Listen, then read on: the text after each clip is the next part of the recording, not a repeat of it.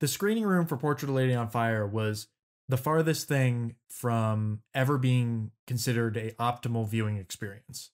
Yeah. And it the screen was small and far away.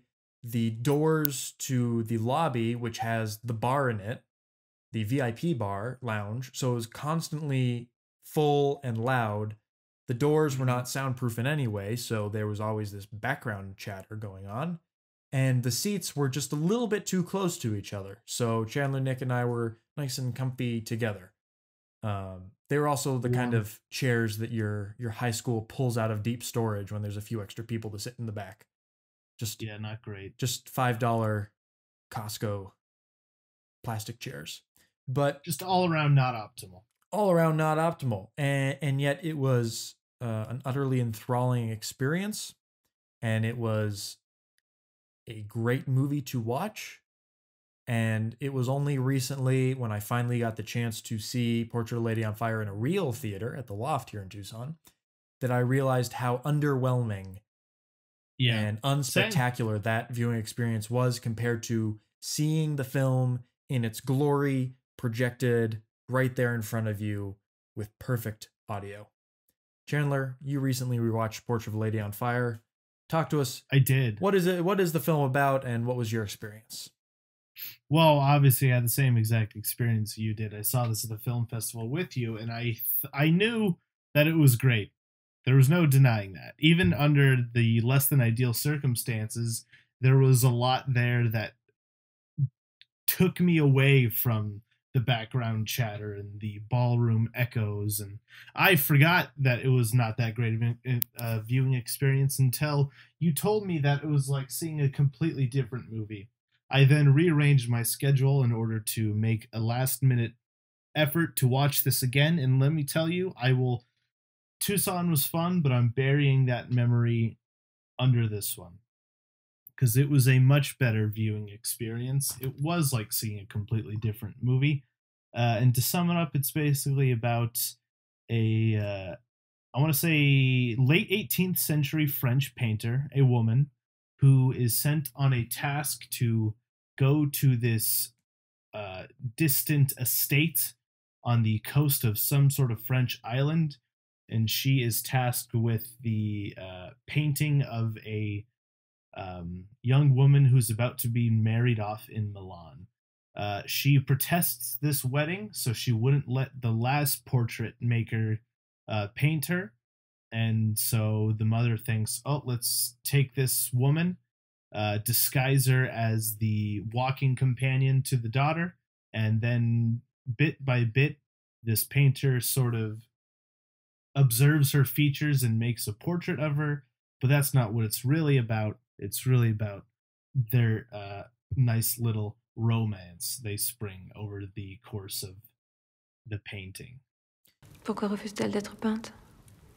Parce qu'elle refuse ce mariage.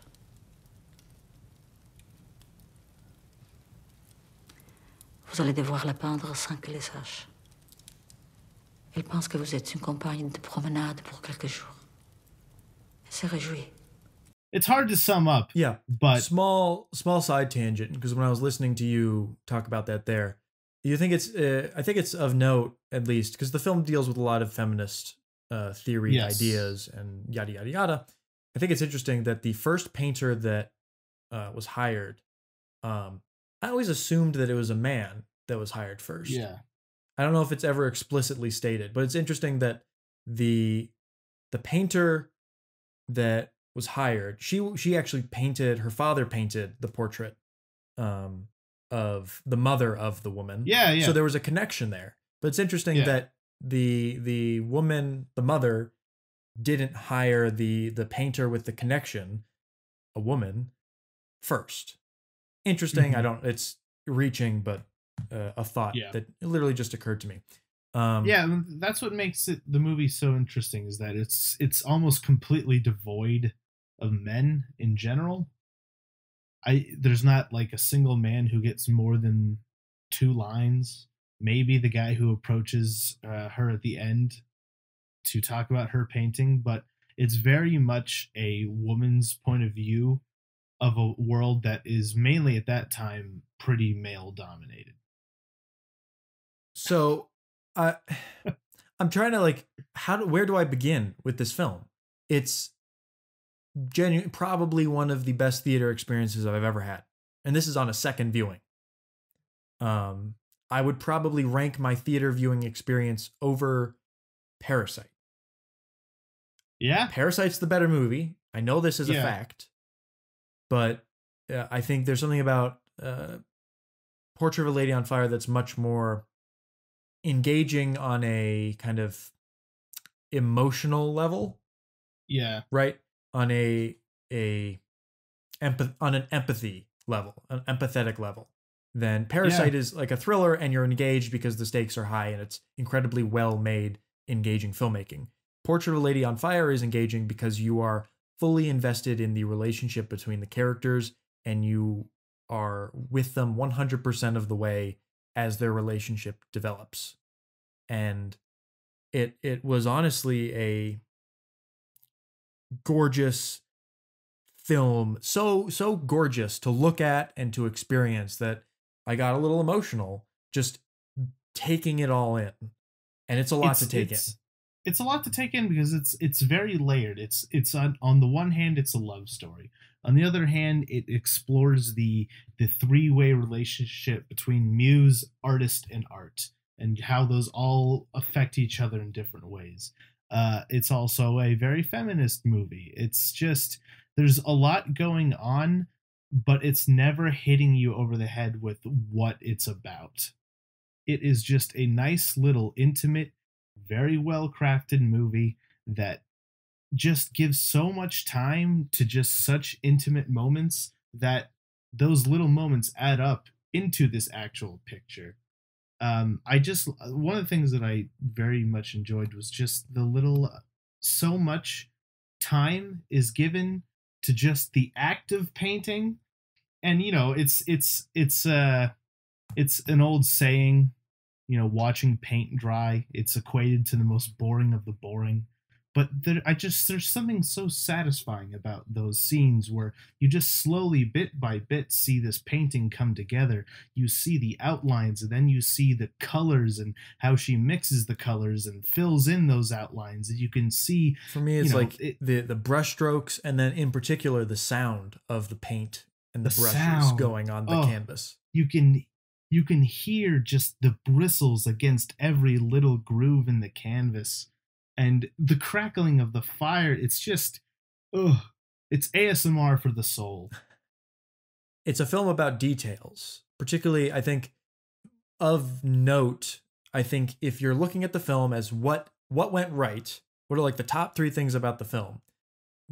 Number one is, maybe not in order, but just the first one that comes to mind is the cinematography, which is stunning and evocative of painting itself. Like, there are frames in the film. It's so simple. Yeah, there are frames in the film that look like paintings. Like someone could have painted that scene way back in the 18th century. And then the second thing, and it won Best Script at Cannes, and for a reason, it is an incredibly well-paced and interesting script that develops the characters in new and interesting ways with each scene. But I think the thing that makes the film work, and that probably is the best part about the film, are the two lead performances, which are just built upon little details in their relationship of like glances and the timing between glances between the two of them. It felt so natural and engaging that this is like one of the best on-screen couples in terms of performance I think I've ever seen in film. You see, I think the scene that perfectly encapsulates this idea is just that scene where they're both standing over the cliff, and it's just like, it's a side shot. It's just portraits of their faces, and Marianne's face is completely covering Eloise's face, but then when she glances at Eloise, you get to see her, and it's this tug of war between gazes, and you can just kind of see that they're both secretly checking each other out. And my bad. I was pulling up. I wanted to see never mind. Ignore me. Oh, and the one other thing I wanted to touch on as far as the painting aspect of this movie, the fact that this all does resemble an actual old painting, is the fact that much like Willem Dafoe and Robert Pattinson in The Lighthouse, who have these very historic looking faces, very angular, that look like they would fit right at home at some sort of old pictures of sailors. I think Adele Hanel, the woman who plays Eloise, has a very classically beautiful looking face. It's also She interesting looks because straight it's out of kind of stern in a way. It kind of. Yeah. Did you get that? It has a very harsh look to it. But continue. yeah. She's just got very classical looking features that, especially when you see the paintings sort of come together, it she really does look straight out of that time period, more so than anyone else in the movie, I think. And I found her performance definitely the most captivating of the two.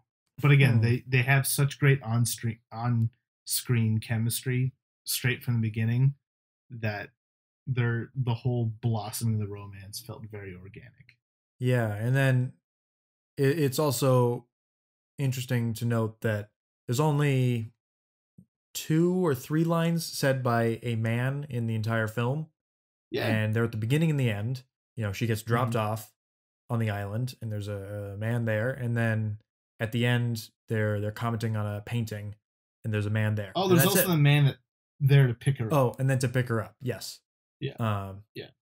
So really the whole film is just her, Heloise, Marianne, the maid Sophie, and then the mother. And it's incredibly just kind of tight and self-contained in that house. They do go out once or twice, but these are very minimalist scenes when they go for the spoiler alert abortion scene and then the singing scene and the campfire. The movie achieves so much and focuses so singularly on the romance that it's almost astounding that it works so well, that it's paced so well, that for most of the film you're just with these two characters. Well, because it's the first half is, it's we're observing her, Eloise, bit by bit to make the painting. Then when we see the full painting, we realize that they weren't really looking at her the right way. So then they deconstruct the painting and then they sort of bring out who she is underneath to make the painting a little bit better.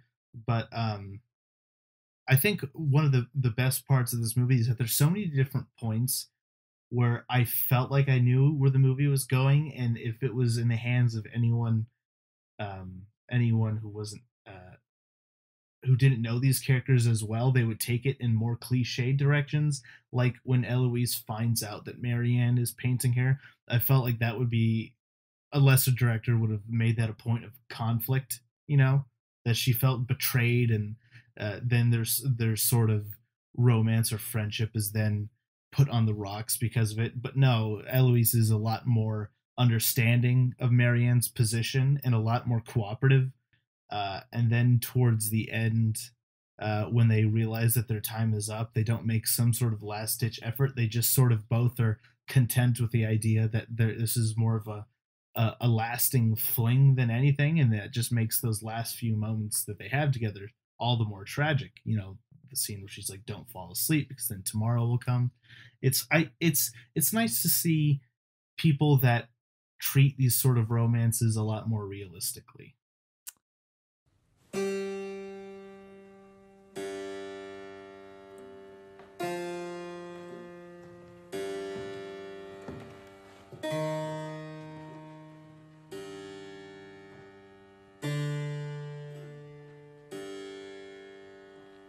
Qu'est-ce que c'est? C'est un morceau que j'aime. So, I'd like to talk about the ending for a second. And before we do so, I'm just going to say spoilers. But before that, for the love of God, please watch this movie. It's out so now. wonderful. Pretty wide release. Wide release.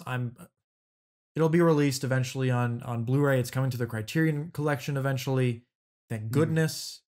Deserves all the recognition it can get. from the very beginning to the very end, it is rapturous and engaging. And man, what an ending it is. That It's fantastic. See, I didn't really care for the ending. I think the thing that really bugged me about the first viewing was the ending. That's what I liked the most. Really, on our first viewing? On the first viewing, yeah. Because I liked the whole film, and then it just felt, because we were so far away from the screen, that the ending felt kind of too disengaged for me. And probably because I was already disengaged from a certain respect, because there was no background noise and we were far away from the film. And it's a departure. The ending is a departure from the past hour and 45, right? Kind of. Well, in terms of location and focus. Yeah. But I know this is, I'm going to say two things of hyperbole right now, and I don't think they're hyperbole.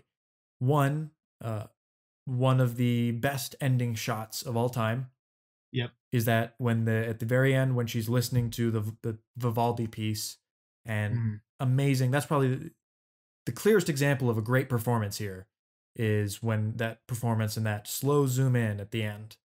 And then the other piece of big hyperbole that I'd like to say, and I've stated this publicly on Reddit, I think Portrait of a Lady on Fire is going to be one of the best movies ever made. Like, if I can think of any movie that I've seen recently that has a good chance of getting on like the BFI list in 10 years, it's this.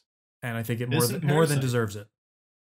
I think Parasite, I just think in terms of, if I were to look at what has the best chance critically and all that, I think that this will be looked back on by film scholars as a very important movie, both for feminist cinema and just good cinema in general.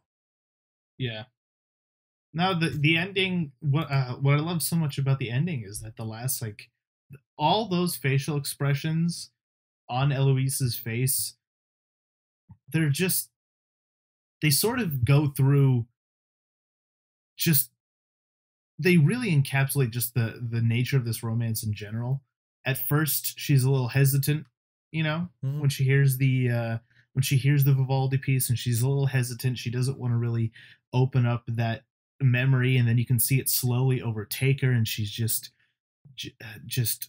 flooded with sadness. So you can see the tears, and then the tears start turning into these exasperated cries. But then as it holds on longer and longer, you can see those tears start to dry up, and those cries turn into smiles, and it's sort of like a don't cry that it's over, smile because it happened sort of thing. That these two women have moved on. They're not harping on the past, but they're not upset about it, and it's just still thinking about it though.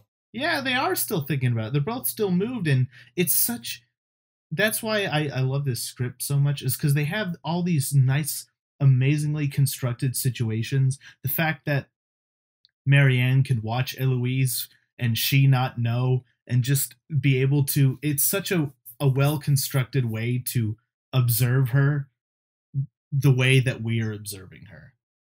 We both see her, but they don't see us. And it's a nice voyeuristic way of just observing her emotions that makes perfect sense for the story, but also is an amazing way to summarize it all in one little scene.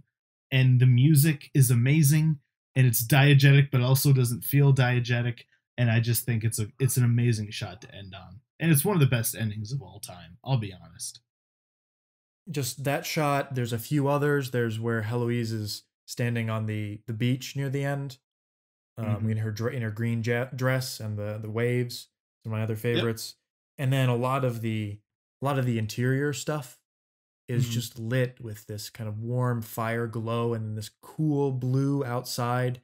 And the contrast there it's cool and seductive and beautiful, and just wow all around. Just fantastic. I can't believe think of I can't think of a movie other than also Parasite. We've talked enough about Parasite. That's why I'm just ignoring it. But I agree. It's it's one of the best films ever made too. But I just wow, I'm really glad that this film was made. I very rarely state that, where it's, I think the world of cinema is bettered by its presence. J'ai un nouveau sentiment. Le regret. Quel en est le titre? Portrait de la jeune fille en feu.